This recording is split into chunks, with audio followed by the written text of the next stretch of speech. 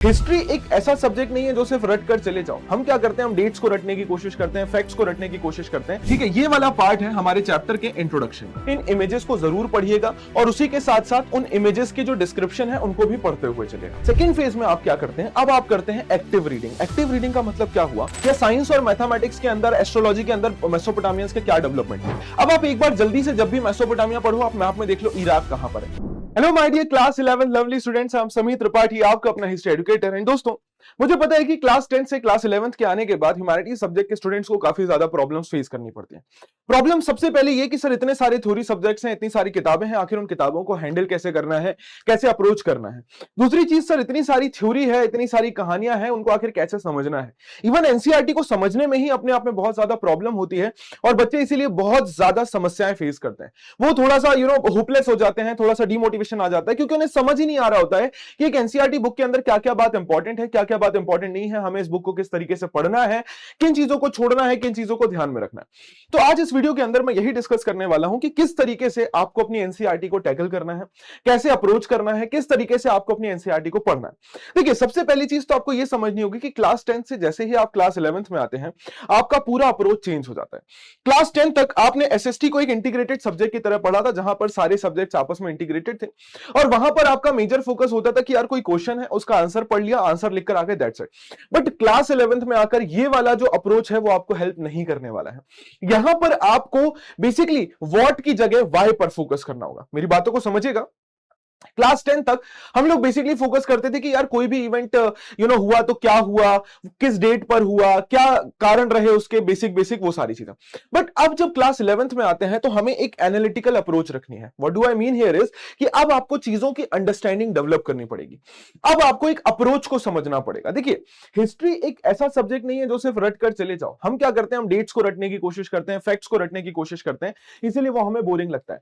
आप हिस्ट्री को एक प्रोसेस की तरह समझिए कि कोई भी इवेंट अगर हो रहा है, हिस्ट्री में कुछ भी इवेंट अगर हुआ है तो उसकी क्या प्रोसेस रही है, उसका क्या कारण रहा है, ये इवेंट कैसे हुआ है, क्या क्या फैक्टर्स उसके पीछे रहे हैं, अगर ये इवेंट हुआ तो क्या इसके कारण ये इवेंट हुआ है। मतलब आप मेरी बात समझ रहे ना कि कैसे एक पूरी इवेंट की जो प्रोसेसेस हैं वो आपको समझना होगा। तो अब आप लोग वो पुराने अप्रोच को नहीं लेकर चलेंगे कि यार डेट्स रट ली, राजा के नाम रट लिए, है ना, जो फैक्ट्स हैं सिर्फ उनको रट लिया और सिर्फ टेक्स्ट बुक के इंपॉर्टेंट पार्ट को पढ़ रहे हैं। अब आपको हर एक चीज को इन्वेस्टिगेट करना पड़ेगा। आपको हर एक चीज के अंदर घुसकर उसको समझने की कोशिश करनी पड़ेगी कि ये चैप्टर है किस बारे में, ये क्या बात कर रहा है। अगर शहरों का डेवलपमेंट हुआ तो कैसे हुआ, क्या क्या कारण थे उन शहरों के डेवलपमेंट के होने के, आम लोगों की जिंदगी कैसी चल रही थी। हर जगह पर वाय ढूंढना है कि कोई भी काम क्यों हो रहा है इंस्टेड ऑफ कब हो रहा है। अब आपका मेजर फोकस है क्यों हो रहा है। आपको वो प्रोसेसेस पता होने चाहिए, आपको वो सारे इवेंट्स पता होने चाहिए। अब बात करें तो एनसीईआरटी बुक क्लास 11th की हिस्ट्री की अगर मैं बात करता हूं तो एनसीईआरटी बुक ना थोड़ी सी आपको कॉम्प्लिकेटेड लग सकती है। सबसे पहले मैं आपको एनसीईआरटी बुक दिखाता हूं और आपको समझाता हूं कि आपके एनसीईआरटी बुक को बनाया किस तरीके से गया है। हम समझने की कोशिश करते हैं कि हमारी एनसीईआरटी बुक है कैसी। देखिए, शुरुआत करते हैं सबसे पहले तो आप देखते हैं कि यहां पर आपको एक थीम दिया होता है। थीम का मतलब क्या होता है कि यहां पर वो आपको समझाना क्या चाहते हैं। जैसे इस थीम का नाम है अर्ली सोसाइटी, सबसे पहला समाज, जो सबसे पहले लोगों का डेवलपमेंट हुआ, वो लोग कैसे रहते थे, उन्होंने कैसे जीवन जीना शुरू किया, कैसे उन्होंने डेवलपमेंट किए। और पहला चैप्टर है राइटिंग एंड सिटी लाइफ की भाई दुनिया के अंदर सबसे पहली बार शहरों का विकास कैसे हुआ, हमने लिखने की शुरुआत की कैसे की, शहरों का विकास कैसे हुआ। तो ये बेसिकली एक ओवरऑल हमें आइडिया दे देता है कि आने वाले थीम के अंदर हम पढ़ने क्या वाले हैं। अब स्टार्टिंग में जब आप इसके आगे बढ़ते हैं तो आपको समझ आता है कि यहां पर एक टाइमलाइन दी हुई है।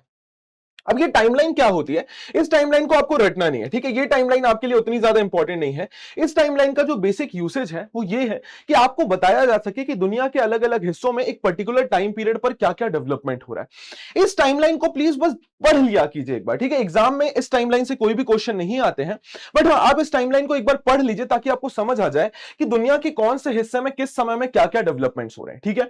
ये वाली टाइमलाइन आपके लिए उतनी ज्यादा इंपॉर्टेंट नहीं होती है, एक बेसिक अंडरस्टैंडिंग बस इसकी रखिएगा, मिस आउट मत कीजिएगा, पढ़ जरूर लीजिएगा, बट हाँ, इसको रटने की जरूरत नहीं है, ठीक है। अब अपन जब फर्स्ट चैप्टर में घुसते हैं तो यहां से हमारा शुरू होता है चैप्टर नंबर 1। अब इस चैप्टर की स्टार्टिंग में आपको ये वाला पहला फेज दिखाई दे रहा है, ठीक है सर, ये होता है हमारे चैप्टर का एक बेसिक इंट्रोडक्शन। ठीक है, ये वाला पार्ट है हमारे चैप्टर के इंट्रोडक्शन का। यहां पर आपको बताया गया है कि भाई आपका ये चैप्टर किस बारे में है, क्या क्या चीजें होने वाली हैं। So this our first part is introduction of the chapter. इसके बाद जब हम नीचे जाते हैं थोड़ा सा, तो क्या आपको ये ब्लू कलर के बॉक्स दिखाई दे रहे हैं? Can you see this blue colour box? ये जो ब्लू कलर का बॉक्स है, ये बेसिकली बात करता है सोर्सेस के बारे में। आपको पता है कि हिस्ट्री कैसे लिखी जाती है? Sir, history is written on the basis of sources.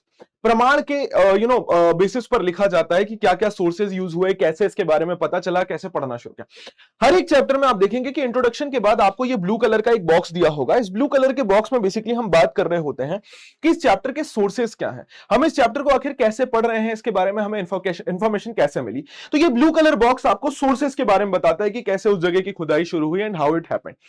Then उसके बाद आप जब नीचे आते हैं तो जनरली हर एक चैप्टर के स्टार्टिंग में आपको एक मैप दिया हुआ होता है।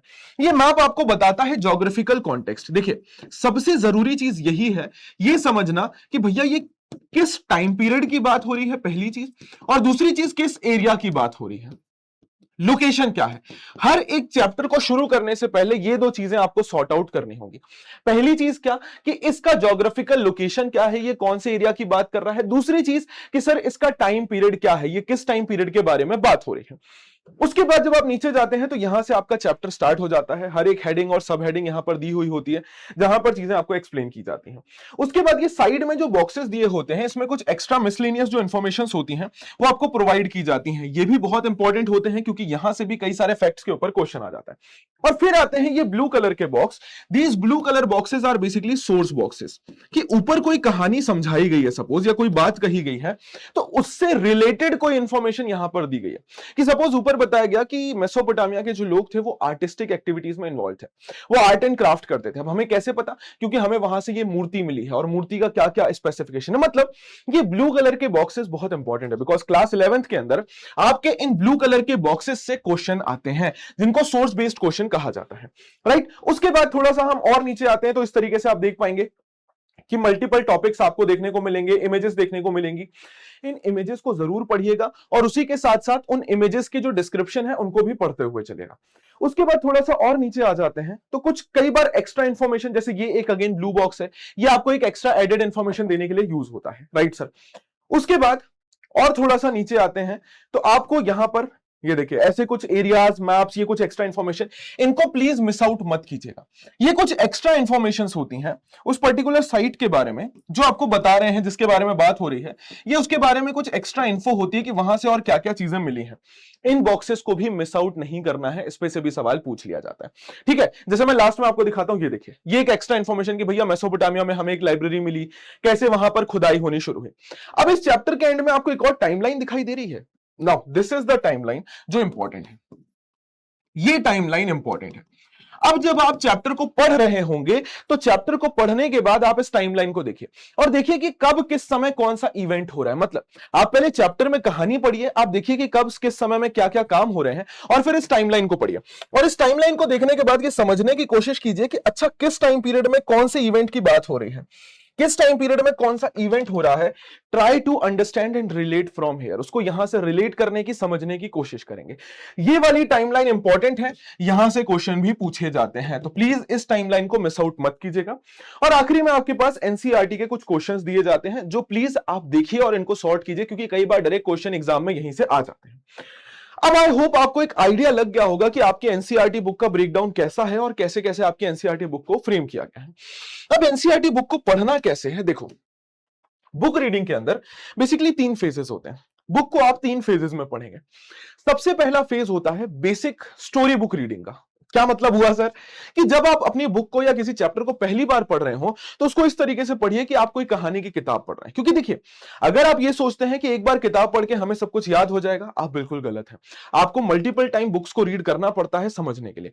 सबसे पहली बार जब आप बुक की रीडिंग कर रहे होंगे तो उसे एक स्टोरी बुक की तरह पढ़िए, क्योंकि जब हम स्टोरी बुक पढ़ते हैं ना तो हम बिल्कुल रिलैक्स होकर पढ़ते हैं और चीजों को बेसिक अंडरस्टैंडिंग पे लेकर चलते हैं। उसी तरीके से इस बुक को पढ़िए कि एक बेसिक कहानी डेवलप कीजिए अपने दिमाग में, जिससे आपको यह पता चले कि अच्छा ये चैप्टर इस बारे बारे में है, ये बात हुई है।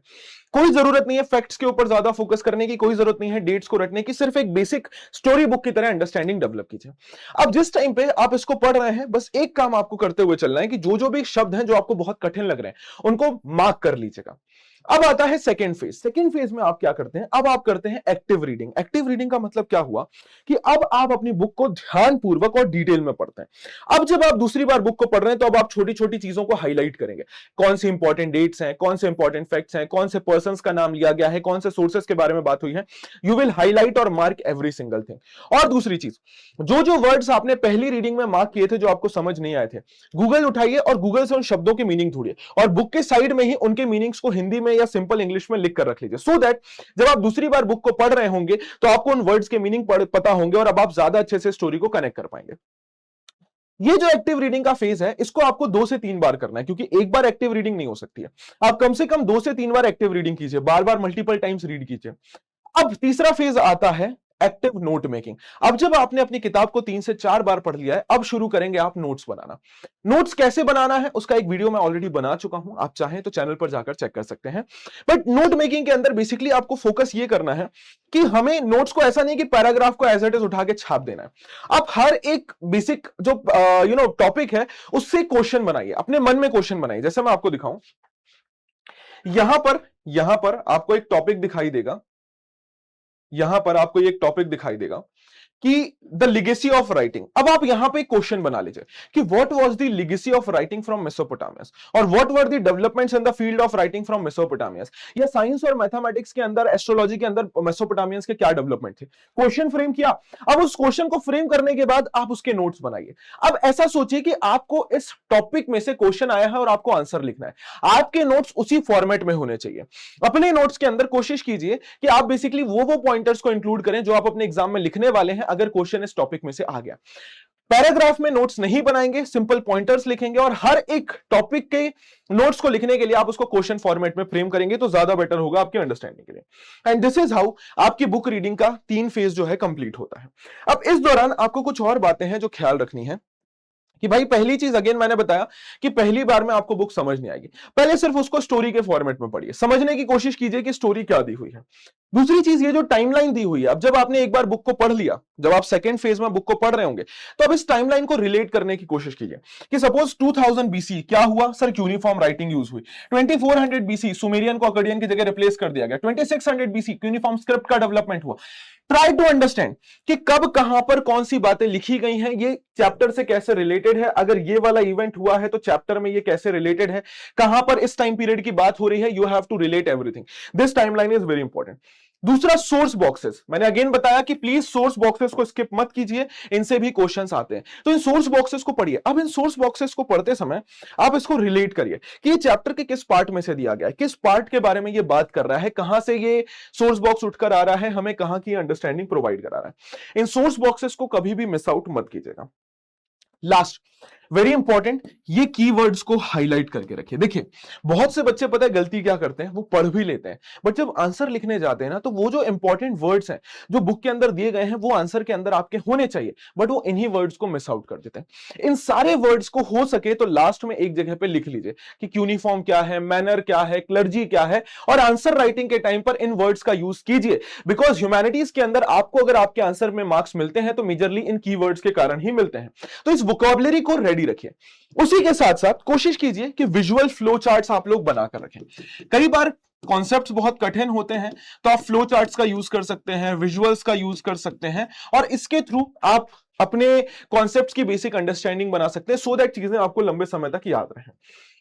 इसी के साथ साथ अगेन अगली इंपॉर्टेंट बात, देखो यार आपके पेपर के अंदर 5 नंबर आपके मैप वर्क से आते हैं और मैप वर्क बहुत इंपॉर्टेंट है।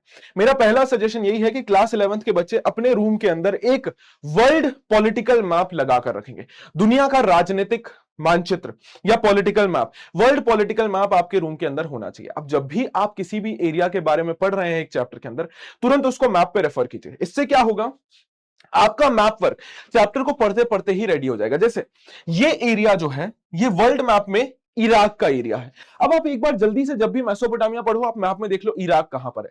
आधे से ज्यादा मैप वर्क तो आपका इसी टाइम पर कवर हो जाएगा एंड 5 मार्क्स के लिए आप तुरंत रेडी हो जाएंगे। एंड बिना मैप के प्लीज यार चैप्टर को रीड मत कीजिएगा। आखिरी में आता है कि सर फैक्ट्स जो हम भूल जाते हैं उनका क्या करना है। उसके लिए एक ही सोल्यूशन है, active revision and constant revision. आपको बार बार रिवीजन करना ही पड़ेगा। ऐसी कोई भी जादुई गोली नहीं है कि खाकर सारी डेट्स हमें याद रह जाए। Revision is the only key to remember all the facts. Revision ही एक लौता सोल्यूशन है हर एक फैक्ट को याद रखने का, हर एक फैक्ट को समझने का, हर एक फैक्ट को रिटेन करने का। देखिए सबसे पहले ग्लॉसरी पर फोकस कीजिए। जब एक्टिव रीडिंग कर रहे हैं, मैंने बताया ना, वर्ड्स को मार्क कीजिए। जो कठिन शब्द है उनको मार्क कीजिए और उनकी मीनिंग बुक पर रखिए, क्योंकि यही कठिन शब्द आपकी बुक को बोरिंग बनाते हैं जब आप उसे बार बार पढ़ते हैं। क्योंकि हमें मीनिंग पता नहीं होता है, हम उसको स्किप कर देते हैं, कहानी क्लियर नहीं होती। दूसरी चीज, एनसीईआरटी को अपना बाइबल बनाइए। ठीक है, ये एनसीईआरटी जो है ये आपकी बाइबल है। ठीक है, ये आपकी बाइबल है। देखिए आप लोग परेशान होते हैं, मल्टीपल बुक्स के पीछे भाग रहे होते हैं, बट आपको अलग अलग बुक्स के पीछे भागना नहीं है। कोशिश ये कीजिए कि आप लोग सिर्फ एनसीईआरटी पर ही स्टिक करें। ये एनसीईआरटी आपका वन स्टॉप सोल्यूशन है, ये इकलौता सोल्यूशन है। और आखिरी में एक्टिव रिवीजन। देखिए बार बार चीजों को रिवाइज करने से ही याद होगा। ये थ्योरी सब्जेक्ट्स के साथ ना प्रॉब्लम यही है कि चीजें अगर आप कुछ टाइम तक रिवाइज नहीं करते हैं तो आप भूल जाते हैं। और ऐसा नहीं है कि मैं ये सिर्फ आपके लिए कह रहा हूं, ये मैं इवन अपनी बात भी कर रहा हूं, क्योंकि मैं एज अ टीचर भी बुक्स को बार बार रीड करता हूं, तभी ये सब मुझे याद रहता है। ठीक है, तो active revision is very important. तभी आप चीजों को लंबे समय तक रिटेन कर पाएंगे, तभी आप उसको लंबे समय तक याद कर पाएंगे। ऐसा बिल्कुल नहीं होता है कि हमने 2 बार या 4 बार किताब पढ़ी और चीजें साल भर याद रहे। हमें बार बार बुक को पढ़ना पड़ता है। बट हाँ, एक चीज मैं श्योर कर सकता हूं, आपको इंश्योर कर सकता हूं कि जब आप मल्टीपल टाइम बुक को रीड करेंगे, एक टाइम ऐसा आएगा कि धीरे धीरे आपकी बुक रीडिंग का टाइम अपने आप कम हो जाएगा। कि पहले सपोज अगर आपको 1 घंटा या 1.5 घंटा लग रहा था, तो आपको चौथी पांचवी रीडिंग तक सिर्फ 1 घंटा लगेगा। जब आप बुक को 10 बार पढ़ चुके होंगे तो आपका चैप्टर 50 मिनट में ही खत्म हो जाएगा। और एग्जाम तक आते आते तो आप आधे घंटे में ही एक पूरे चैप्टर की रीडिंग कर लेंगे। क्यों? क्योंकि आपके सारे वर्ड्स रेडी हैं, सारे इंपॉर्टेंट पॉइंटर्स रेडी हैं, आपको पता है अब इस चैप्टर में क्या क्या इंपॉर्टेंट है। राइट? तो प्लीज इसी स्ट्रेटेजी को फॉलो करके अपनी एनसीईआरटी बुक्स को अप्रोच कीजिए। बिकॉज यार मैं जानता हूं 11th में आकर बहुत कठिन हो जाता है, एकदम से ह्यूमैनिटी सब्जेक्ट बहुत हैवी लगने लगता है। बट हाँ, ये सही तरीका, अगर आप ऐसे अप्रोच करते हैं अपनी एनसीईआरटीज को, ट्रस्ट मी बहुत सारी चीजें आपके लिए आसान हो जाएंगी। तो भाई इतना ही था आज के इस वीडियो में। मिलता हूं मैं आपसे फिर अगले वीडियो के अंदर। Till then take care, bye bye, जय हिंद, जय भारत। मुस्कुराते रहिए और याद रखिएगा हमारा मोटो, जब तक तोड़ेंगे नहीं तब तक छोड़ेंगे नहीं। Thank you very much people, take care, bye bye, sayonara.